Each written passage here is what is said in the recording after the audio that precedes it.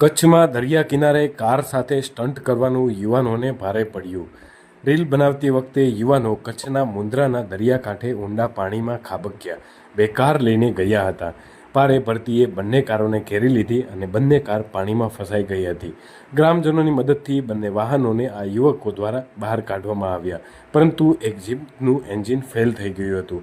આ સમગ્ર ઘટનાનો વિડીયો હાલ સોશિયલ મીડિયામાં ખૂબ વાયરલ થઈ રહ્યો છે। આ ઘટનાની જાણ પોલીસ તંત્રને થતાં હવે કચ્છ પોલીસે બંને યુવકો વિરુદ્ધ એફઆઈઆર નોંધી છે અને આગળની કાર્યવાહી હાથ ધરી છે।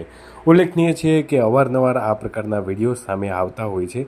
આ પ્રકારની ગંભીર બેદરકારીના કારણે અત્યાર સુધીમાં અનેક લોકોના જીવ ગયા છે, ત્યારે કચ્છના મુન્દ્રામાંથી આ પ્રકારનો વિડીયો સામે આવવો એ ખરેખર સુરક્ષા સામે બહુ મોટો સવાલ છે।